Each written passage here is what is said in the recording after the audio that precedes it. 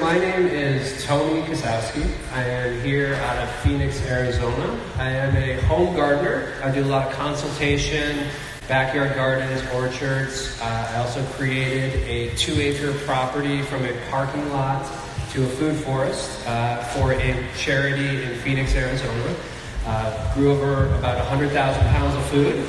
And I'm going to share some of the techniques, plants, and other variables that we use here in Phoenix, Arizona to produce food in these extreme climates.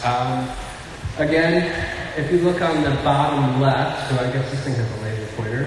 Oh, there we go. That is the food forest that was once a parking lot. That's with the Society of St. Vincent de Paul in Phoenix, Arizona. We also do a lot of raised beds, again, orchard consultations, work with some professional sports teams, athletes, and whatnot to get their gardens good and their nutrition even better. So like I said, I am from Phoenix, Arizona, and very grateful to be in these great temperatures here. We've had a very, very hot summer.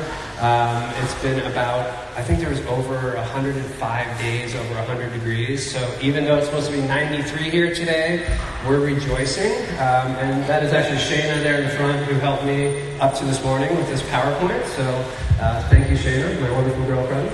But yeah, so Phoenix is a very unique climate. The Sonoran Desert is the only place like it in the world, and there is a tremendous amount of biodiversity, but everything bites, sticks, stings, has some sort of protection to it, and growing broccoli can be a little challenging there. So what I'm going to do today is for beginner to more advanced gardeners or farmers, just talk about some of the basics from plant selection, soil care, mulching, shade, etc., that I have found to be pretty effective for keeping things green when it's disgustingly warm out. Here's a little overview, actually, of what I'm going to talk about today. And if you would like to, I'm going to put some cards up on this thing here. They're actually right there. If you wanted to get a hold of me, if you would like, I can email you this PowerPoint just as a reference point for anybody that would like. My email is tony@growkale.com. That's GROWKALE, or there's a whole bunch of contact info there. But these are just some of the things that we've been doing out in Phoenix, Arizona to not only grow food, but also do it in a more regenerative, I don't really care for the word sustainable. If you called your relationship sustainable, people might not think it was that good. So I feel the same way about growing food and farming. Definitely going for beyond thriving and regenerative. So that is our cute dog, Green Bean. She is definitely part of the crew of the farm here. And, you know, the number one thing in permaculture, which I'm sure a lot of you are familiar with, is definitely observation. And I've kind of taken a lot of pieces from different techniques, I guess you could say, and kind of fastened those together into a way that works for me. But number one is going to be observation, and that's so important with any climate, but especially in some place that's going to have extremes. And even here in Santa Rosa, I mean, we were here 2 years ago or 3 years ago for the Heirloom Expo, and I think it was 105 degrees. So even in these more temperate places, we're seeing these temperatures spike. But simple things like where birds might be perching and dropping their poop, or which way the wind is coming in. You know, maybe you want that, maybe you want to plant a hedge to block that. Temperature variances in my yard on cold days can be 25, 30 degrees. I can have on the ground in the middle of my lawn, actually, I rent, or else I probably wouldn't have much of a lawn. But I'll have 27 degrees, but then near the house, I'll have something like 46 degrees. So I use a temperature gun, and I really recommend that you pick one of those up just to figure out where those microclimates are, because you can really plant to suit those and keep things, you know, just really work with what you have instead of fighting against it. Also water flow. In Arizona, we have very little water that comes from the sky. So when we get those 7 inches of rain, anytime we get them, I think observing where those go, how those perform, water is always going to obey gravity. So we're going to be talking about some different ways to use that in a little bit here. But really just looking at what water does when it gets to your space. And instead of trying to fight that or reroute that, a lot of what I've been doing is accept that and work with it instead of trying to, reinvent a slope here, make this up, So yeah, and then sunlight changes. Obviously, the sun is at different parts of the sky. During winter, you're going to have shorter days. So just being aware of all of these possibilities and different variables for your farm, for your garden, for your one little tomato plant that you've got in a pot outside your front door. All these things, to me, have really just keep an eye on it. I've heard a statement saying that a garden's best friend is actually a gardener's shadow. So just keeping an eye on their garden, seeing if you're having any pest damage, seeing if your leaves are starting to brown. It's very important to just kind of keep an eye on that. So another thing that's incredibly important is plant and seed selection. If you try and grow lettuce in Phoenix in July, you're going to have a bad time. It's just not going to work. Same thing here probably, I would assume, unless you've got some heavy shade cloth. But really going beyond the spectrum of what we might find in a grocery store, and even in the United States, is a really good place to start. I've got a list here that we're going to go over here in a second. But there is a Arizona-based seed company called Native Seeds, and they are a nonprofit preserving some of the Southwest's seed heritage. I believe it's nativeseeds.org. And that's one that we grow pretty frequently in the desert there. A lot of different squashes, tepary beans, and amaranths that are really set and made for high temperatures, low water use. I can't tell you how many of those tepary bean plants I killed because I watered them and they didn't want that. So really just native, good plants that are going to do well in these hot, arid environments and times, really. Obviously Baker Creek and Johnny's Seeds, usually where I get a little bit more of my bulk seed for production stuff. They do offer some hybrids as well. I know this is all heirloom, but I do use some hybrids from time to time as well. Okay, so here are some heat-tolerant plants that I do pretty regularly here. The top one, the loofah gourd, I don't know if you all are familiar with that, but just like you get the loofah sponge to take a bath with or exfoliate, the loofah gourd does tremendously well in heat. And those will vine for 30 feet. They produce giant yellow flowers that are really good for pollinators, and you can grow your own sponge or cleaning utensils. You can't eat those guys when they're young, but I don't know, they kind of are spongy, imagine that. So hibiscus or roselle, there's actually a really good display in the exhibitors hall with that one. Edible leaves and also the calyxes. You can make the hibiscus tea out of. This one I've been doing for about 5 years now is the Egyptian spinach, or the molkia, also known as jute. And that's a Middle Eastern based crop, and it is incredibly aggressive grower. I've got them maybe 6 feet tall, 4 feet wide, edible greens, lots of recipes on the internet as far as ways to use it. Very popular in, again, the Middle Eastern cultures. A lot of these are. Malabar spinach is going to be one that's almost like a succulent and a good vine. It really does well with the heat. There's also a red variety that I think pops a little more as far as aesthetics. Longevity spinach and Okinawan spinach are very similar. They're actually in the same family. I had the opportunity to visit Okinawa 2 times and kind of got turned on to some of their crops over there. But the longevity and the Okinawan spinach don't necessarily like an afternoon sun. So I have mine, it gets sun till about 11 or 12, and then it's partially shaded. and that is thriving through the summer. I will saute that, I'll use it in smoothies. You know, kale and things like that are very popular, but this is sustainable for me in the summertime. And I mean, a lot of places you just can't grow leafy greens or traditional leafy greens in the summertime. So Okinawan spinach and longevity spinach, I prefer the longevity spinach because it has a broader leaf and the way it grows is just a little bit more, I feel like I get a little bit more production out of it.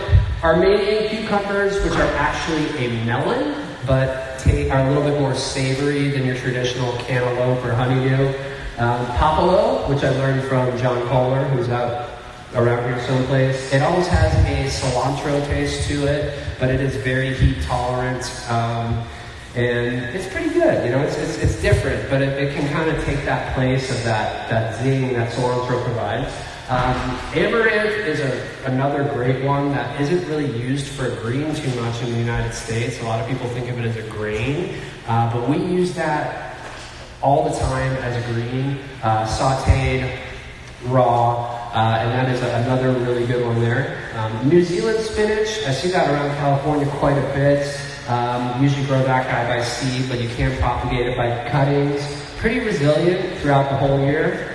Asian long beans are going to be another viner, and they've got a display on the Chinese vegetable table in the exhibition hall there.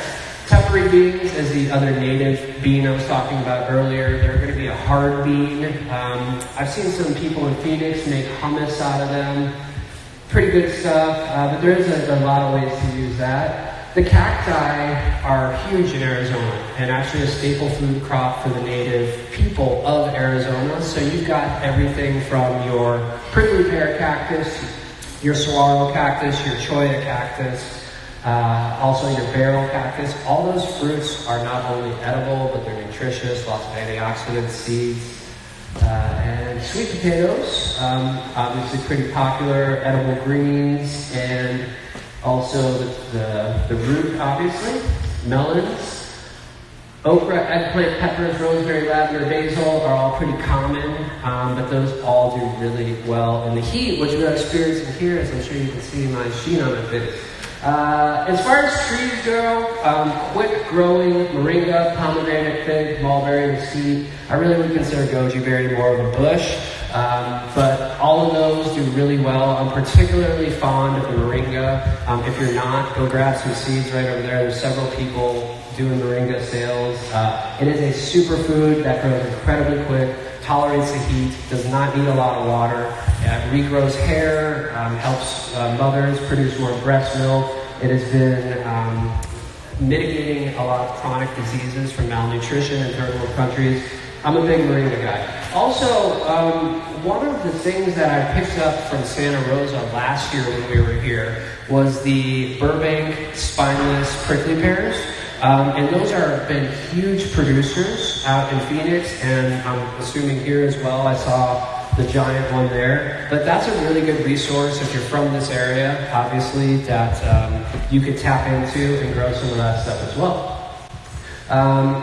So obviously seed saving is important in general, and heat tolerant, or heat, whatever bioregion you're going to be in though, it's going to be important because seeds basically program your DNA. Like the speaker right before was saying, you know, we do have lettuce that never grow until June and July in Phoenix under shade cloth, but they will be listed as a heat-tolerant variety that's not going to go to seed when it hits 79 degrees. So that's important, and to save those seeds is incredibly valuable. That's a currency to me, and as our economic system kind of continues to go well, how it does, that's a good possibility that there might be currency later. Always good to kind of be in touch with your local seed companies or seed libraries or individuals. Like in Phoenix, we have, I think it's urbanfarm.org, Greg Peterson. He does what's called like the Great American Seed Up, where he's just buying bulk seed, you go through with the container. But just keeping that community sense, I think, is incredibly important, and really something that I feel like gardeners do really well, for the most part.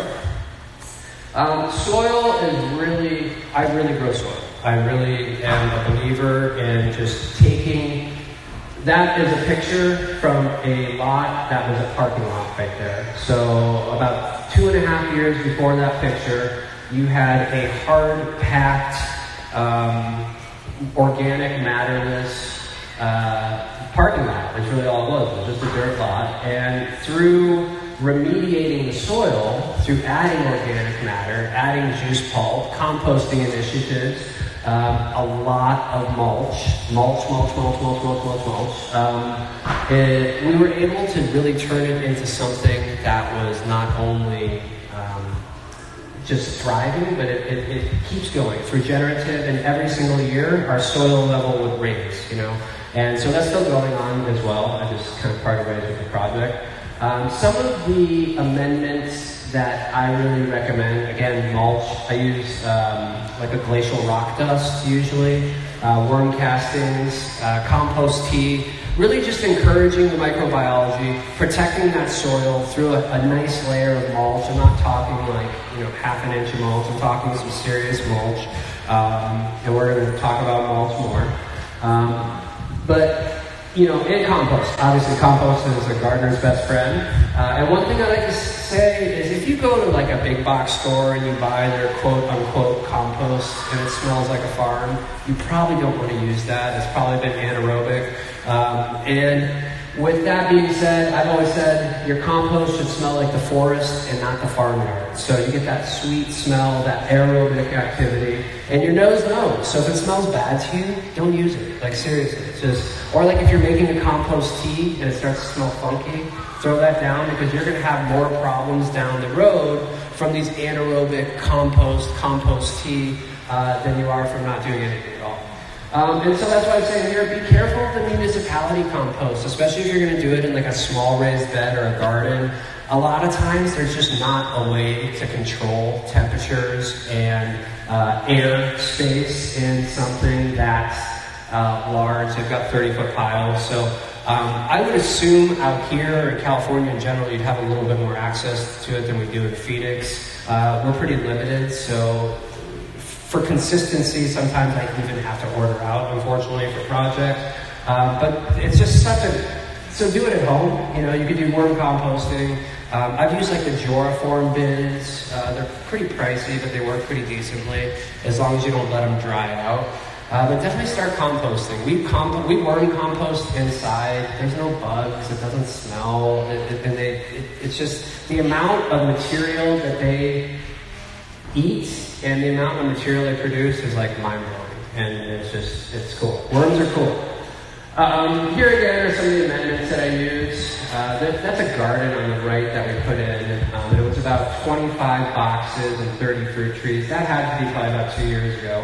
But it's kind of funny though, because the family, they travel a lot, and the husband actually kind of had me in the garden. The wife is like, you know, you need to chill out. We do not need this much food when we're home. Anyway, so if anybody wants to come to Phoenix, we can come harvest, and we have a little bit of extra food there. Another one that I've been using really successfully is this guy here, EM1. And that's something you can purchase off Amazon, or you can make something simple. I know, and it's convenient. I'm not a big fan of the Amazon, but it's part of it. It is life, and I get it. Thank you for calling me out. But EM1, you can also make something very similar through KNF, or Korean Natural Farming Techniques. Basically, EM1 is a lactobacillus bacteria that's been stabilized that you can add to your soil. And that stuff really works well. You can do it as a foliar feed as well. But adding that bacteria produces a lot of nitrogen, and I have been really happy with that stuff. So I kind of mix it up, and I'm always learning, trying new things, but that's in the arsenal, as well as the glacial rock dust as my worm castings, compost tea, and compost. I've used everything from like Boogie Brew out there. I've had good results with that. You can make your own. Dr. Elaine Ingham is going to be somebody that has kind of like the OG recipe that I would recommend kind of following that.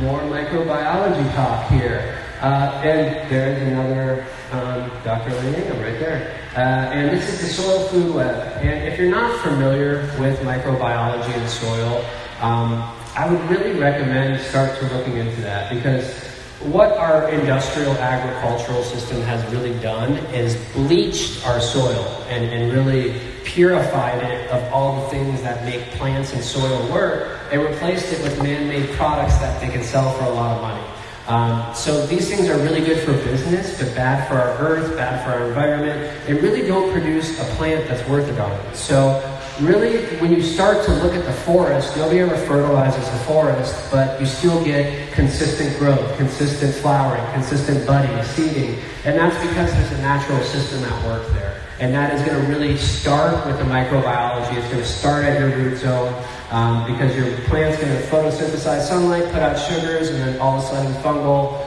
and bacteria are going to start to eat that. They're going to poop, and it's a whole system. It's pretty complicated, but it's actually, you don't need to know that much. But if you really want to, I'd recommend reading Teeming with Microbes by Jeff Lowenfels. It is absolutely, it's a lot of info, it's dense, but it's very applicable knowledge. Oh yeah, right there, cool.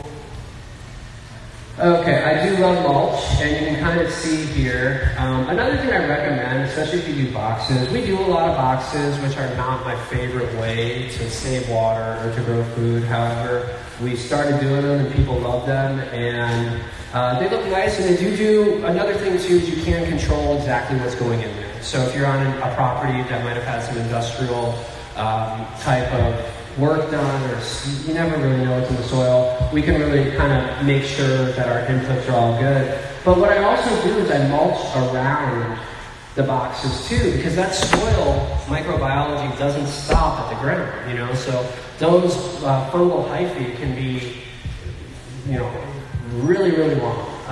And so mulching that entire area is incredibly important. I see a lot of mulch here in California. It's really not that popular in Arizona. Everybody's paranoid about scorpions. But we don't really have, I haven't had that problem. So let's see here. And mulch is going to obviously retain moisture. Your garden is just going to start leaking moisture if you're not mulching. Insulate the soil. We've got incredibly, I use it for both hot and cold. We're growing bananas, for example, and in the wintertime, we do get hard freezes in Phoenix, Arizona. And so what we'll do is pile up that banana with something like this, a straw, 3 feet, and that basically insulates it through the winter. And it's still, you know, it's not going to look great at the end of a winter. It's a tropical plant. It's not supposed to be 30 degrees, but it lives, and that's okay. You can go to, not everything's going to be perfect all the time, just like life and humans. So over time too, you know, I put mulch on probably 2-3 times a year because it does break down and passively compost into your soil. And I always say, stay away from those dyed mulches that are like red or brown or black. And the reason being is because the integrity of that material, one, I've seen operations where they're shredding everything from pallets to who knows what. And they say they're natural dyes, but I just don't trust like these large companies. Like, I'm not going to say names, I don't want to get like a sniper bullet through my head here, but yeah, I don't mess around with that bag stuff too much unless it's like a natural product. So, all right. So another really good way to grow in heat is sub-irrigated planters, also known as wicking beds. And basically, what that is that you've got a pipe here, which you put your water in a reservoir down here. So this stuff here could be like a perlite or rock or glass beads or whatever. And then you have a kind of a separator here, and there's your soil. So what happens is you fill this reservoir up with water, and the soil is going to naturally take what it wants or what it needs. Also, your plants are going to kind of grow towards the water, just like in a natural system. You're not going to really deal with too much evaporation here, and this is a really good way to grow mindfully with warm weather, or even not. I mean, it's just a really good way to go. And it's simple. You can a lot of times leave those by themselves for a while, and you don't have to water them because that's got, 30 gallons of water in it, depending on the size, obviously. This is another one I use quite a bit of in Phoenix. It is called the Oya, and that is a clay terracotta pot, and those are actually a little bit porous. So when you pour water in there, it'll actually seep out slowly, same deal as the plants need it. Supposedly that's about a 70% water savings. I've been really happy with them. You don't want to use them for like root vegetables because you'll have just like a big bunch of carrots growing towards that. But in general, those have been really good.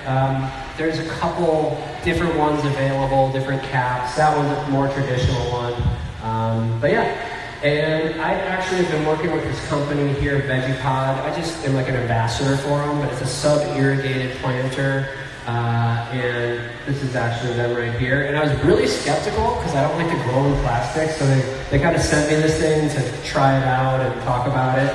And I was like, this is all plastic, I really hate it. But it works really good, and it's kind of like an all-in-one thing. And just, you can see there. It's also got a nice 50% shade cloth. So this was taken on a day that was 112 degrees in Phoenix. And that is mainly eggplants, basil, I think there's a couple tomatoes in there, and just some spinach. But they are offering a discount if you guys want to check it out. It is a really cool unit that works well and kind of is all-inclusive. Okay, so microclimates are so important when talking about growing in any climate, but especially extremes like heat. And I'll have, like I was saying, areas in my yard, or if you check the temperature of a wall compared to the temperature of something like that's organic material, it can be 25 degrees different. And we have so much heat in Phoenix and in California in general that we have to just kind of buffer that for most plants. Unless you want to grow just strictly a cactus garden or native plants, there's really no way around in August without some kind of buffering for those plants. And so that's what it is too. And everything is a microclimate. Everything. Like there's a little microclimate right when you walk out the door because the air conditioning is still there. There's a microclimate in the middle of that field because there's nothing there to kind of hold heat or let it go. But it's not bad. They're not bad or good. They can be. The observation is really where you start to gain the value in your microclimate. So I've got clients that plant in block planters, and they may fry their tomatoes on May 15th because we had a 105-degree day, but they're also eating tomatoes on January 1st because they can keep that heat in. So kind of just really being aware of those microclimates and utilizing them to your best knowledge and potential is a really valuable way to increase your production and make the best use of your space. And you can grow or create them. So I've actually got a little shade cloth here. The Illuminate we've been using a lot of here. And it is Shannon's got it there, but if anybody wants to check it out, we can pass it around. I recommend a 50% shade cloth. And the Illuminate tends to not only shade, but also reflect some of that heat. It's a little bit pricier than the traditional shade cloth. And depending on your use of it, it can last a couple, 3, 4 seasons, but it does have a life to it. So another thing too is just, it's not all shade that's creating microclimates. Concrete is going to create a microclimate. Block walls. Everything in Arizona is block walls. They're just everywhere. And it's a terrible design for heat because you're basically creating a little oven in your backyard. So I try to cover that stuff with vines. Also very important to keep out of microclimates is bad attitudes. Ponds are a good one, or any kind of water feature. Grass, I'm not a big fan of like lawns, but grass in its natural form, like I have areas where I've grown grass and not trimmed it, and that's where all my praying mantises hang out. So they like that space for cover or to lay their eggs or whatever. So I think, grass can be valuable. And anyways here, so these are just some things that can kind of create our microclimates here. And let's go to the next one. And so that's what I'm talking about there. That is the man-made shade cloth. And 50%, again, has been best for me for growing. And because if you put like an 80% shade cloth on it, the plants are just going to stretch and not really grow properly and be leggy. Let's go here. Okay, so here are some more fast-growing and productive trees. Anybody can go to the nursery and buy like, I don't even know right now, my brain's gonna. But these guys are not only going to grow quick and produce shade, but you're also going to have production there. The mesquite is a really good one for Phoenix. I don't know how well it would do here, but it is a very good grower in Phoenix. Pomegranate, mulberry fig, and again the moringa. And that is a Pakistani mulberry right there, and those guys are absolutely marvelous, and they get huge. So those, when you plant one of those, just be aware that you've got about 2 to 3 years before 20, 30 feet. And they're deciduous, so they'll drop their leaves. But I'm getting several crops a year out of those guys, and they're absolutely delicious. Okay, so vertical is another way to kind of mitigate some of that block wall heat, and vertical is radical. You know, if you've got a small space, especially, let's just take this table for example, maybe 3 by 10 or 2 by 10 or something. You can fit, 20 tomato plants in here. But if we went and we put a 6-foot trellis right here, we've all of a sudden increased our growability. So things like cucumbers, grapes, passion fruit. I prefer perennial crops just because you're not messing with the soil. But not everybody likes grapes or passion fruits. So things like alfalfa, melons, cucumbers, climbing beans, all really good ways to not only increase your production, but also kind of calm down those hot walls. Water features are something that are going to, I recommend in every garden, and that's not my picture, I stole it from somebody on Reddit, thank you. But basically, if you want to have pollinators in your garden, you need to have water there too, because they don't just eat nectar, they need water. And so also the birds, just really important to have some kind of water feature on there. And what I usually do is stick like a brick in there, or a stick or a rock, so that if a bee ends up floating on there, it's not drowning, and it gets to escape there. So. All right, so another thing that is another permaculture kind of technique is capture, sink, and store your water, you know. I know in Arizona, the tendency is to take the water and skirt it away as quickly as possible. And it's so mindless. Like we only get a certain amount of water per year, per rain even, and we just take it and we kind of scoot it away to make life easier. But that is really bad, and so what I like to do on my in-ground beds and just more landscaping type of projects is really do some land works to move that water where I want and need it. This is an example of some sunken beds in Tucson here, and these are quite a pain in the butt to start, I'll be honest with you, especially in Phoenix or the desert where our ground, like somebody was out there with a pickaxe for a while, or a backhoe, but over time, these are going to really be it's just a much better way to grow food and have gardens with flowers in general, because water obeys gravity. There's no way that the water is going to stand up next to that. It's going to go down and going to go to where you want it, to your plant's roots. I see a lot of agriculture where you've got this elevated, like you've got the tiller makes this, nice little perfect row, but that doesn't really make sense to me, because your water is all going away from the crops. Like, what are we doing here? Are we watering the pathways? So sunken beds just make a lot more sense to me. Also, any tree that I plant, any shrub, is going to have a well around it, again, to capture, sink, and store that water, or to even, if you want to throw a hose in there to fill it up. Key line designs is another permaculture technique. Haven't really done a lot of work with that, but just a really good resource. If you're doing a large-scale project or several acres or even a backyard, basically what you're doing is just kind of taking the contour of the land and creating water, capturing and holding that where you want it along the contours of the land.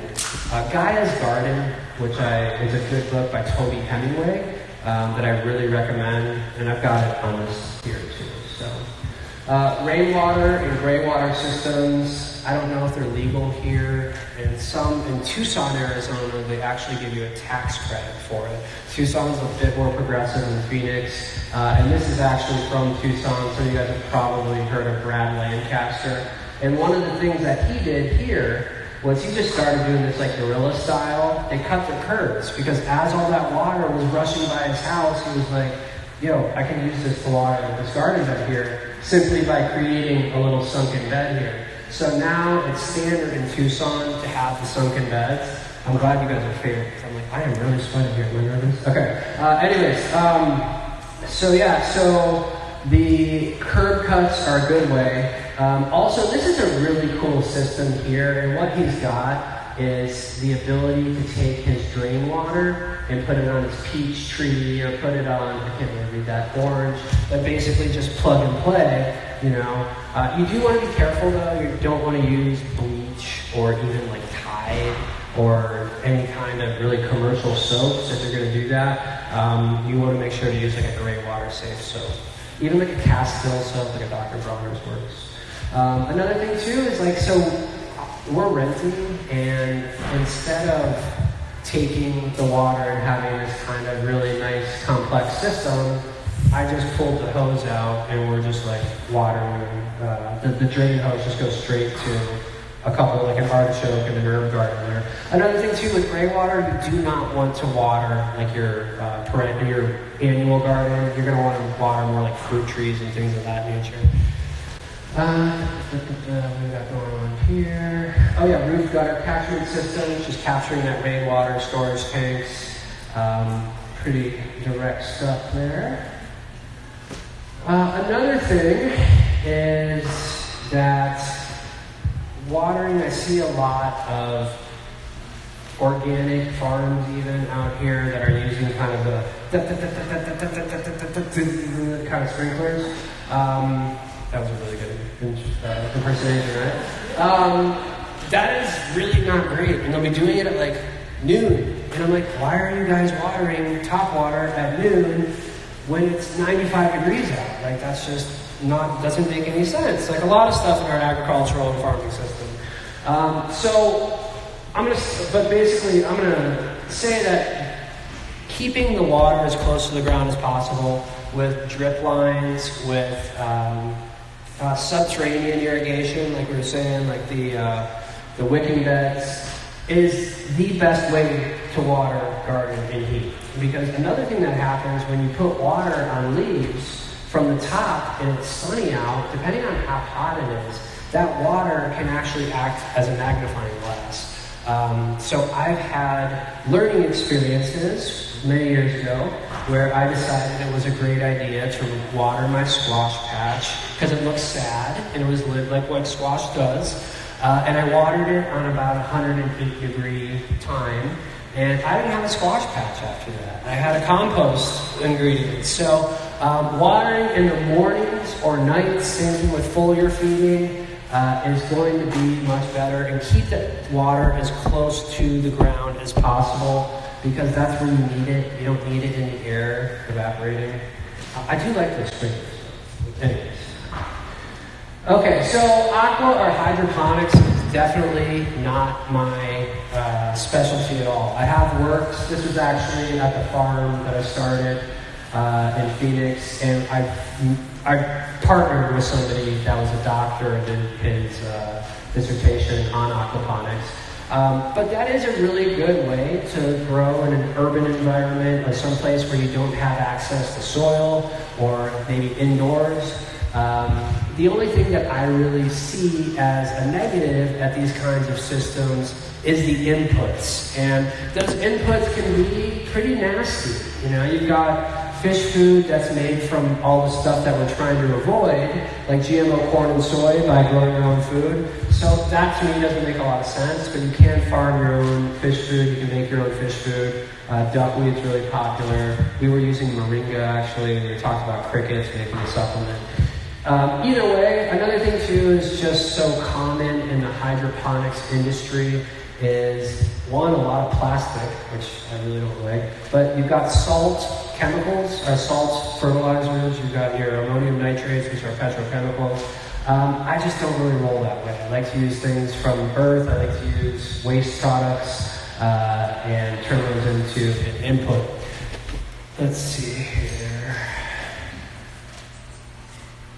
Okay, and this is, like I was saying earlier, and this is actually a really good example of your garden is not always going to look great, and I've found too, this is a half-hour difference with this little celery start here, and so just giving it a little water, 30 minutes, it perked up, and this is my life in Phoenix, that's me, after installing a garden.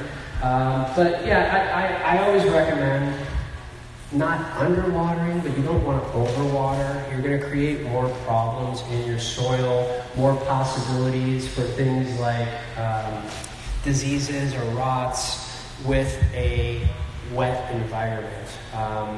I kind of refer it or compare it to like a baby's diaper, you know? So a baby might get diaper rash because they have no airflow in there. The same thing happens with your soil. You've got this really moist, warm, wet environment. It's going to grow some stuff that you don't want and probably make your tomatoes not that awesome. And that is it. Does anybody have any questions? All right, right there. From the Alcatraz Psycho Ward. Great to have you.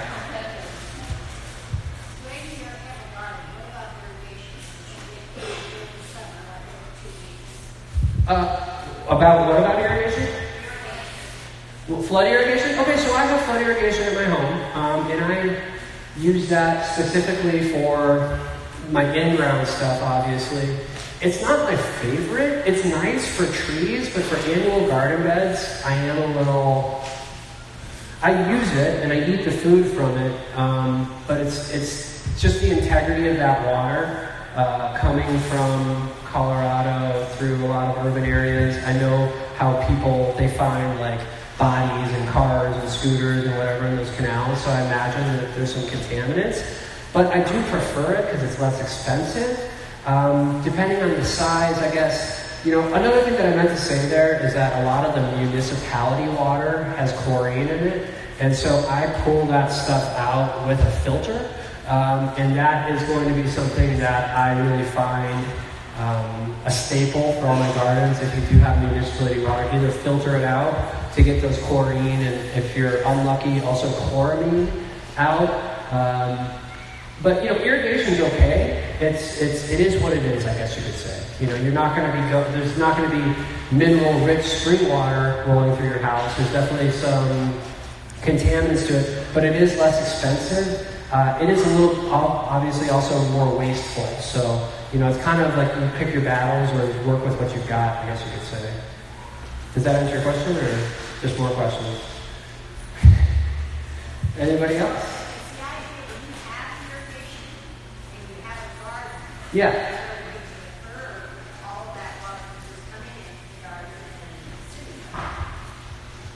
I mean, I guess you could build like a barrier of some sort.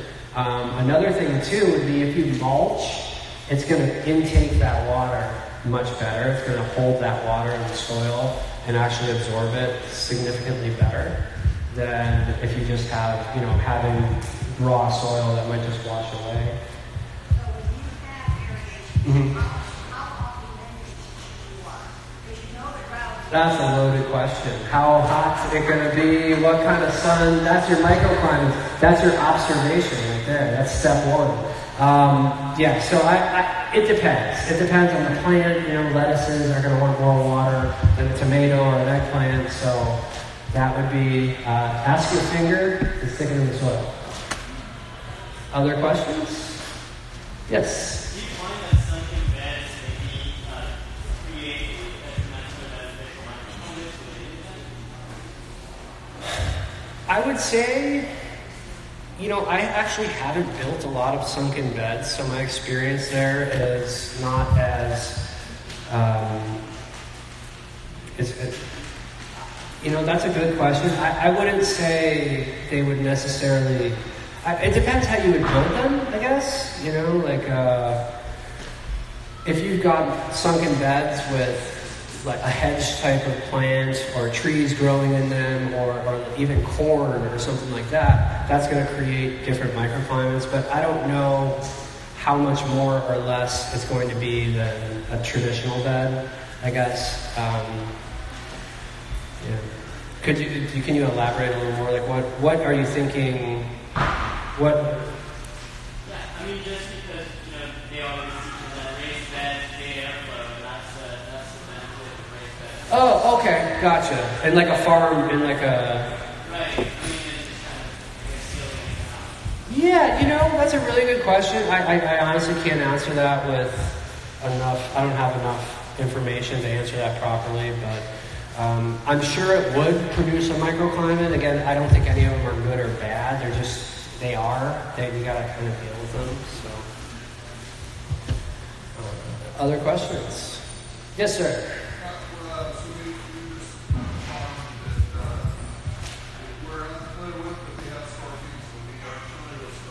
Okay.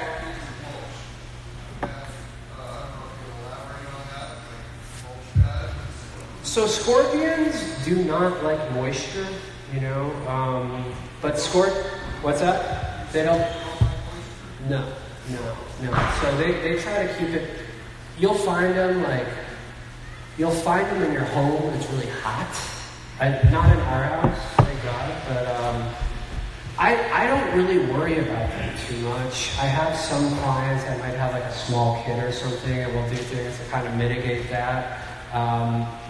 The places where I find them are very dry or very protected, like shade cloth is a really big scorpion like haven. Like if you just have a piece of all that shade cloth like bunched up in a corner, they love that kind of stuff.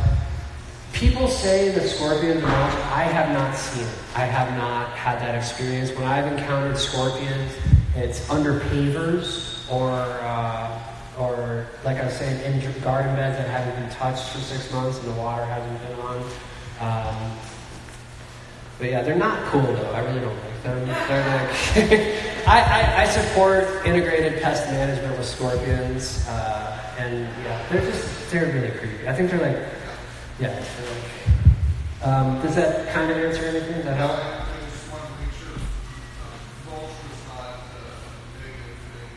Well, most of the time if you're mulching, you're also watering that area. So you're going to be storing some water there. And most of the time it's going to store some water deep in the soil, but also right on where the soil and the mulch are meeting.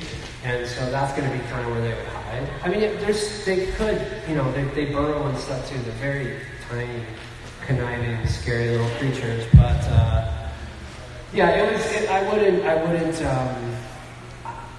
I usually rebuttal. I would always rebuttal the mulch scorpion thing. And if you have a problem, get some chickens.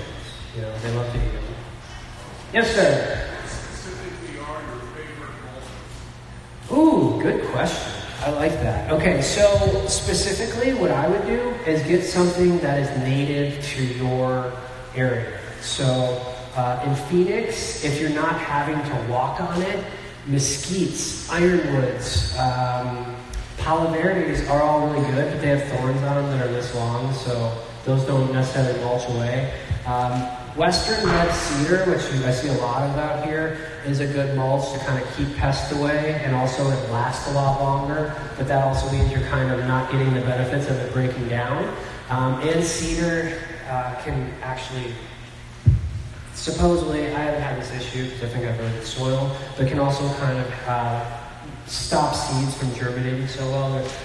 But I do use cedar because it smells nice, it's uniform.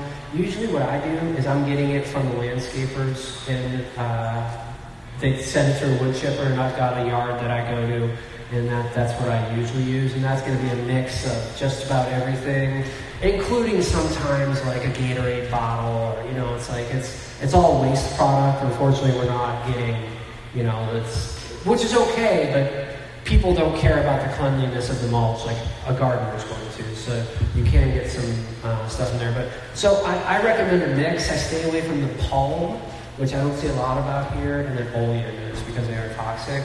Other than that, I'm pretty open. I don't really stress it too much. If you're going to use something like straw, I would wait 6 months after it's been sitting outside, because depending on the straw, this stuff tends to have a really waxy coating on it, and it can take a long time to break down. So straw can be good, but straw can also take a really long time to break down. And another thing too is use what you've got. You know, like if you've got a resource near you, do what you can with what you've got where you're at, kind of thing, is something that I've always used as well. Ma'am? I use pine needles. I've never had like this intense acidification of my soil that some people say. I don't use all pine needles, but we do have pine species in the Phoenix area that we utilize for more landscaping. Not native, I don't believe. A little bit north of us there would be, or higher elevation. But I don't mind pine needles at all. I don't find that it's gonna like take the. I also don't check the pH of my soil. I kind of just let it do its thing, and it always works. So I don't really stress that too much. Anybody else? What's the problem with the palm that you don't like it? The palm just is so there's a few reasons. One is it just takes so long to break down. Two, the palm is a very stringy plant, and so when that goes through a shredder or a chipper, it tends to kind of bind up, and so you just don't see a lot of that. There's actually just $1 million contract in Phoenix awarded to somebody to make use of all this palm waste, because we could not necessarily use the palm in these normal machinery and whatnot. So palm's not like that bad, but you really have to almost like take it and break it up into pieces that were manageable, and I have not seen that. So usually, another good thing too is chip drop. So if you Google chip drop, I should have put that on here. I don't remember what their website is. I think if you just CHYDROP is a company where it's pairing landscapers with gardeners, and so you put your address in there and say, hey, and then you wake up one morning and your spouse is like, why is there 10 yards of mulch in my driveway? I can't get my car out.